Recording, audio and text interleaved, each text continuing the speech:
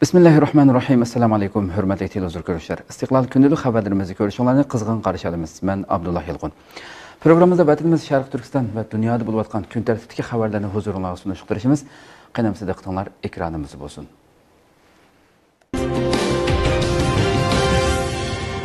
Alohida elchi Sam Brownback advokat Nuri Turkalni tabrikladi. Amerika Tashqi ishlar ministrligining xalqaro diniy erkinlik alohida elchisi Sam Brownback advokat Nuri Turkalning diniy erkinlik komitetiga komissar bo'lib tayinlanganligini tabrikladi. U bu haqda yo'llagan Twitter uchurida Nuri Turkalni tabriklash bilan birga uning bilan Uyg'ur kishilik huquq dafsandichiligiga oid masalalarda hamkorlashib ishlashga hozir ekanligini bildirdi. O sözüde men uning bilan yangi o'rniga munosib holda Xitoydagi Uyg'urlar va boshqa diniy guruhlarga qaratilgan dafsandichiliklarni o'z ichiga olgan xalqaro diniy erkinlik masalalarida hamkorlashib ishlashni kutmoqdaman. Amerikadagi Uyg'ur advokat Uyg'ur kishilik huquq qurilishi mudiriyatining raisi Nuri Turkal o'tgan hafta Amerika Kengash palata raisi Nancy Pelosi xonim tomonidan Amerika Qo'shma Shtatlari xalqaro diniy erkinlik komitetiga komissar qilib tayinlangan. U shuning bilan mazkur komitetning 4 komissarining orasiga qo'shilgan tunji Uyg'ur bo'lib qolgan edi. Xalqaro diniy erkinlik alohida elchisi Sam Brownback Uyg'ur masalasiga alohida ko'ngil biladigan va Xitoyning Uyg'urlarga qaratgan bostirish siyosatlarini ochiq-oshkora tanqidlab kelayotgan Amerika amaldorlarining biri. Oktay Dunyo Sahiyat Tashkilotining qurilmasida islohot elib berilishi kerakligini bildirdi. Türkiye Cumhuriyeti Muavin Cumhur Reisi Fuat Oktay Dünya Sahiyat Teşkilatı kurulmasında islahat elip berilişinin zörürlükini etti. Oktay Atlantik Kengaşı bilen Türkiye Miras Fondu tarafından birlikte uyuşturulgan televizyon telefon yığınında Türkiye'nin Xitay virusiga karşı kurashda qo'lga keltirgan muvaffaqiyatlarini tunuşturup mundaq dedi. Bu jarayonda butkul dunyo sinoqdan o'talmadi. Ammo Türkiye mislsiz muvaffaqiyatlarni qo'lga keltirdi. Dünya Sahiyat Teşkilatı'nın kurulmasında islahat elib berilib, merkezning kuchiga tayinib olishdan halqitib, texmi jonliq va texmi uchiq yo'ruqliq bilan harakat qiladigan shaklda shakllantirish kerak. Shuni alohida ta'kidlab o'tamanki, Xitoy virusiga qarshi kurash bosqichida yer shaharlashish asosiy jihatdan to'g'nitib qo'yildi. Hamda har qaysi davlatlar o'zlarining holi bilan bo'lib ketdi. Mana shunday xalqliq bir paytda Turkiya bilan Amerika Qo'shma Shtatlari o'rtasidagi hamkorlik eng kuchaydi. Bununla ergişip yeni fırsatlar o'tirg'a chiqdi. Türkiye hozirgacha Xitoy virusining dunyoga tarqalishiga Xitoyning sababchi bo'lganligini va uning to'lishi kerakligini kun tartibga keltirmagan bo'lsa-mu, bu qatim Muavin Cumhur Rais saviyasida Amerika bilan o'xshash shaklda Dunyo Sahiyat Tashkilotining qurilmasini o'zgartirish kerakligini o'tirg'a qo'yishi Xitoyning Dunyo Sahiyat Tashkilotidagi monopolligini bilib yetganligidan deyilmoqda. Amerikada yuz berayotgan voqealar haqida qisqacha ma'lumot.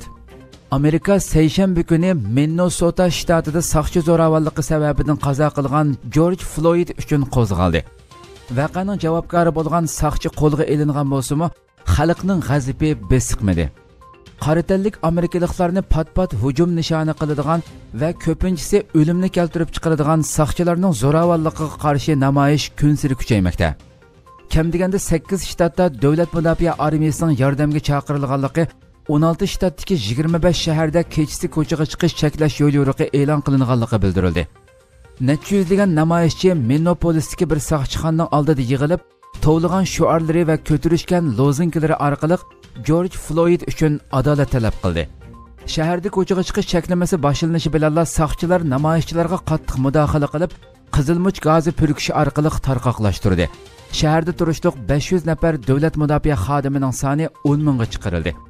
Prezident Donald Trump bo'lsa, armiya voqealarni pasaytirishga tayyor degan so'zi bilan texmo norozilik qo'zg'adi. Trump ko'chalarga chiqqan namoyishchilarning Floydning xotirasiga hurmatsizlik qilganligini o'tirg'a qo'ydi. Trump bu tashkillik radikal so'lchil guruhlar Floydning xotirasini bulg'amoqda. Uning xotirasi uchun zo'ravonlik oxirlashishi kerak. Bu kishilar oshqun guruhlar, bular radikal so'lchilar.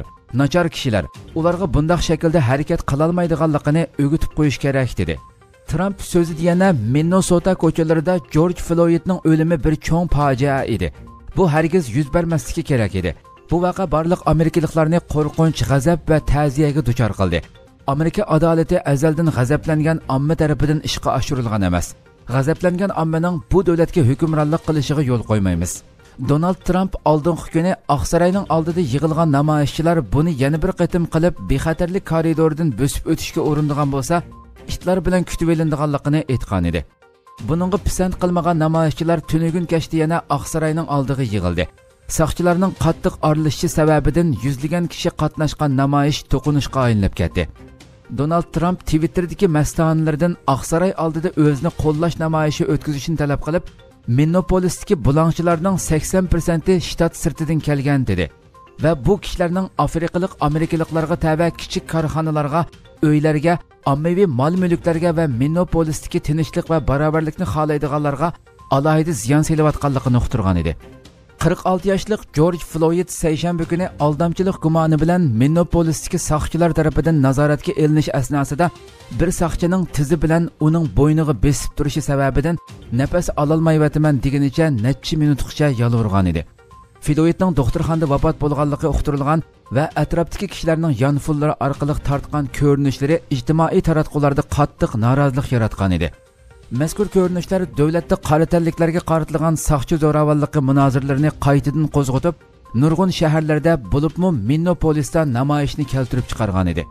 Navbatda Amerikaning har qaysi shtatlarida avj olayotgan irqiy kamsitishga qarshi bu namoyishlar Germaniya, Angliya qatorliq davlatlarga kengaygan bo'lib, vaziyat jiddiylashmoqda. Ba'zi kuzatuvchilar mazkur voqeaning dal Trumpning Uyg'ur kishilik huquq qonun loyihasini imzolashiga oz qolgan bir mezgilda yuz berganligi, shundaqla George Floydning o'limiga sabab bo'lgan saqchining ayolining Xitoy ekanligi, bu voqeaning Amerikani qalaymakon qilish uchun Xitoyning kuch kurtishi orqasida yuz bergan bo'lishi mumkinligini o'tirg'a qo'ymoqda. Shundaqla namoyishchilarning Xitoy bayroqlarini ko'tarib chiqishi mo voqea orqasida Xitoyning borligi gumonini kuchaytirmoqda.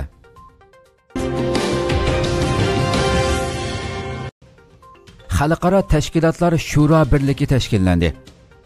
Dunyoning har qaysi joylarida faoliyat qilayotgan 63 tashkilot va jamiyatlar birlikda shuro birligi shakllantirdi.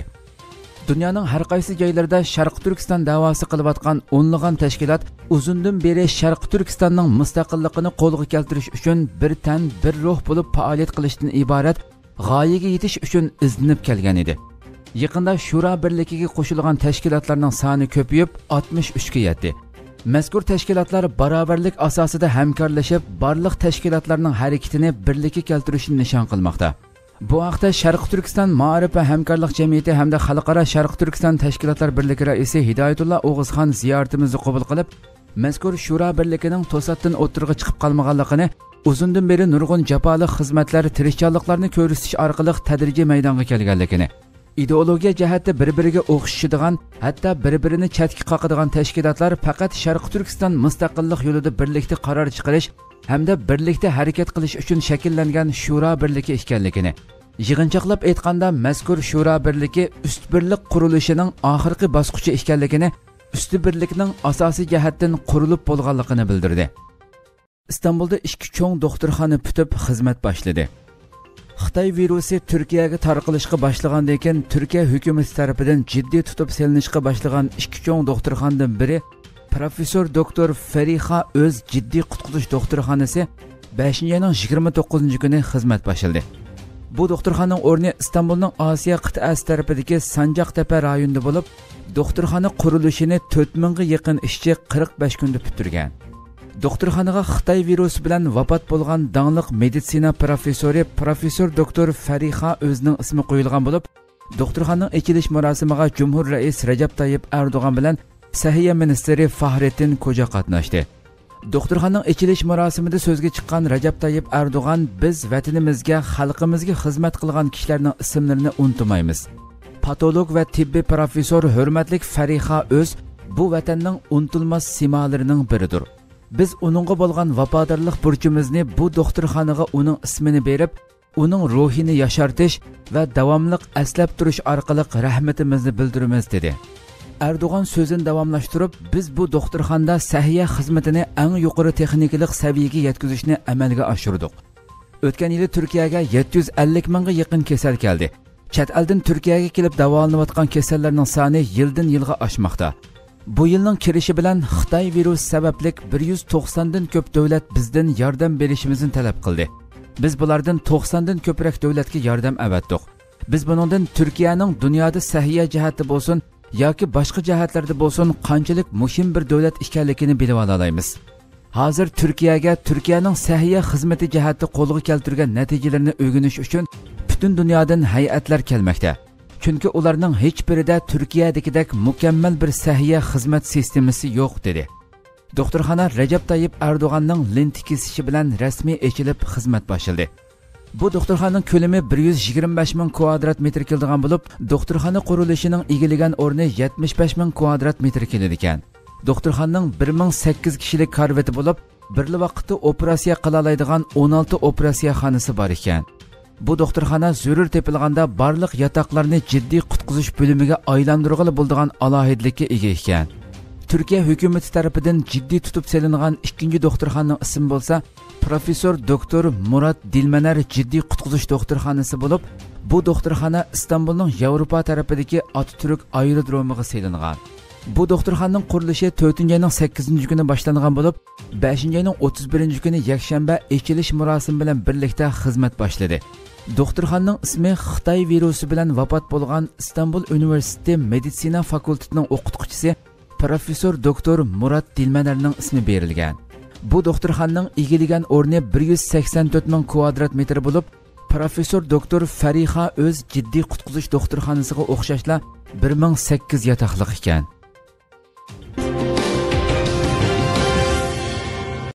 Xitoy amdi dunyoga yadro urushi bilan tahdid soldi. Reuters xabar agentligining 29 maydagi xabariga qaraganda, Xitoyning Vyetnam urushiga qatnashgan osondagi tajribali generallardan biri Li Zuchang zarur tepilganda Xitoyning Tayvanga hujum qilganligini aytdi. U yana Hindistonga yadro urushi bilan tahdid soldi. 1962-yili Xitoy bilan Hindiston o'rtasida urush bo'lgan bo'lib, bu urushda Xitoy g'alaba qilgan. Har ikki tarafdan bo'lib 2000 dan ko'p askar o'lgan. Yaqinqi yillardan buyon bu ikki davlat o'rtasidagi surkilish uzluksiz kuchayib borgan. 5-oyning 5 va 9 kunlari Pangong ko'li va Shimoliy Sikkimning chegara rayonida Xitoy bilan Hindiston askarlari bir-biriga qarshi chapon selishib mushtashgan bo'lib, bu voqeaning video ko'rinishlari har qaysi torlarda tarqatilgan. Shuningdek keyin bu ikki davlat o'rtasidagi chegara masalasi hal bo'lmay kelayotgan Himolaya chegarasida jiddiychilik yuz bergan. Bu voqeadan keyin Xitoy Ladakhdagi muhim rayonlarga chidir tikib askar yig'ishga boshlagan.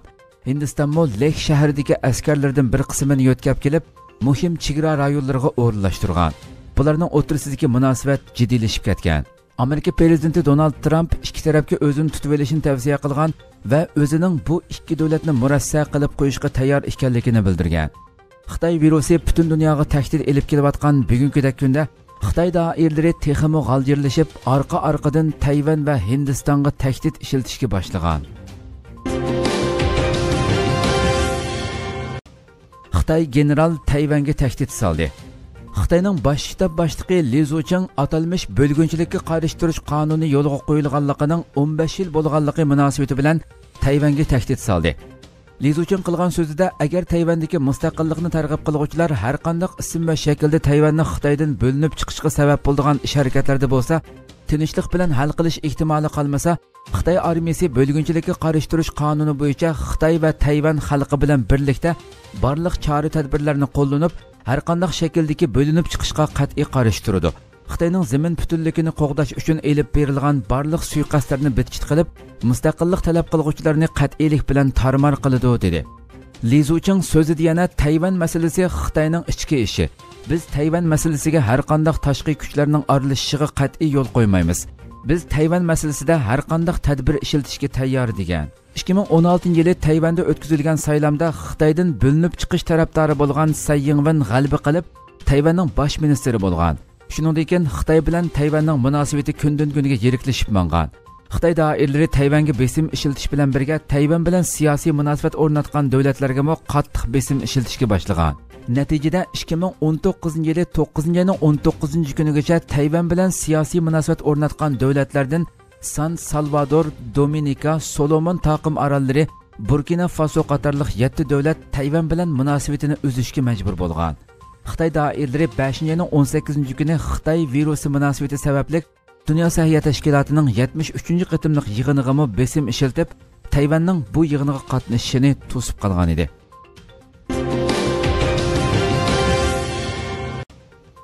Amerika olam uchquchilari Amerika tuprog'idan olam bo'shlig'iga yo'l oldi. 30 may shanba kuni Amerika olam qatnashi idorasi 9 yillik sukutdan keyin tunji qatim Amerikada yasalgan raketa orqali Amerika olam uchquchilarini Amerika tuprog'idan olam bo'shlig'iga yo'lladi. Shu joy vaqti 30 may tushdan keyin soat 3 dan 22 minut o'tganda Falcon 9 ya'ni Shunqar 9 nomli raketa Amerikalik ikki olam uchquchisi o'ltirgan olam bo'shlig'i kapsulini elib Florida shtatiga joylashgan Kennedy olam qatnashi bazasidan xalqaro olam bo'shlig'i stansiyasiga qarab ko'tarildi. Mazkur raketani Amerikadagi milliarder Elon Musk igidorchiligidagi SpaceX olam tadqiqot texnologiya shirkati yasab chiqqan bo'lib, bu Amerika olam qatnashi idorasining tunji qatim bir shaxsiy shirkat yasagan raketa orqali olam uchquchilarini xalqaro olam bo'shlig'i stansiyasiga yo'llashi bo'lib hisoblandi. Amerika olam qatnashi idorasi 2011 yili iyulda Atlantis nomli olam kemasi eng oxirgi uchish vazifasini tamomlagandan keyin Amerika tuprog'idan raketa orqali olam kemasi va olam uchquchilarini olam bo'shlig'iga yo'llash ishlariga xotima bergan. Mazkur idora shundan keyin Rossiyaga tayinib o'z olimlari va olam uchquchilarini xalqaro olam bo'shlig'i stansiyasiga yo'llashni davom qilgan. Savdo xabarlari to'g'rining bildirishicha, Amerika hukumati har bir qitimliq safarda Rossiyaga bir o'ringa 80 million dollar to'lab kelgan ekan. Shunqar 9 nomli raketaning natijali qo'yib berilishi Amerikaning bundan keyin olam qatnashida boshqalarga tayinish vaziyatiga xotima berilganlikdan derak beradi ekan. Shanba kundagi qo'yib berish marosimiga olam qatnashi idorasi xodimlari va SpaceX shirkatining mas'uli Elon Muskdan boshqa yana Prezident Donald Trump, muavin prezident Mike Pence qatorliq yuqori darajalik hukumat arboblari qatnashdi. Prezident Donald Trump Shunqar 9 nomli raketa natijali qo'yib berilgandan keyin so'zlagan nutqida buning Amerikaning olam qatnashiga bo'lgan aqidasining yangilanganligidan derak beradiganligini aytdi. U so'zida biz butun dunyo hasad qilgudek bir organni borliqqa keltirdik.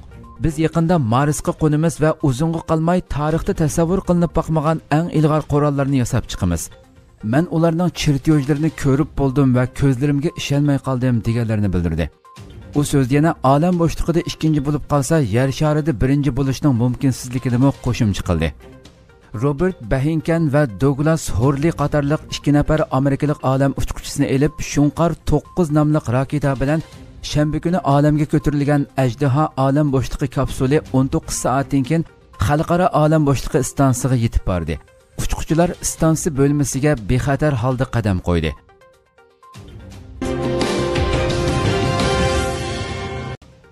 Turkiyadagi Xitoy virusining eng yangi ahvoli. Turkiya Cumhuriyeti Səhiyyə Ministri Fahrettin Koca 31 may bir kun ichida Xitoy virusi bilan 25 kishining qazo qilganligini e'lon qildi. Fahrettin Koca kech soat 7 da Turkiyadagi Xitoy virusi yuqumining eng yangi ahvolini e'lon qilib, virus bilan yuqumlandi deb gumon qilingan 35600 kishining tekshirilganligini, bir kun ichida yangidan 839 yuqumlanuvchining ko'payganligini, buning bilan Turkiyada Xitoy virusi bilan yuqumlanuvchilarning 163942 ga yetganligini, bir kun ichida 25 kishi qazo qilib, jami qazo qilganlarning 4540 ga yetganligini bildirdi. Səhiyyə ministri yana davolanayotgan bemorlar ichida oxirgi 24 soatda 989 nafarning salomatligining asliga kelganligini, 648 bemorning kasalining og'ir ekanligini, qazo qilganlarning soni ko'rinarli tuvanlaganligini, bundan keyingi kunlarda qo'l pokizligiga diqqat qilish, maska taqash va ijtimoiy munosabatlarda orliq saqlashdan iborat ikki tadbirga sal qarashga bo'lmaydiganligini, kundalik turmushda har tarafdan diqqat qilish kerakligini, hamma odam birlikda tadbir olish kerakligini bildirdi. Hurmatli televizor ko'ruvchilar, shuna qilib bugungi xabarlarimiz shu yerda oxirlashdi. Inshaalloh atigi xabarimizni ko'rishgacha sizlarni Janobiy Alloh topshiramiz. Shunda qilib program oxirida ekran orqasidagi barcha xizmatdoshlarimga ko'pdan ko'p rahmat aytaman. Assalomu alaykum va rahmatulloh.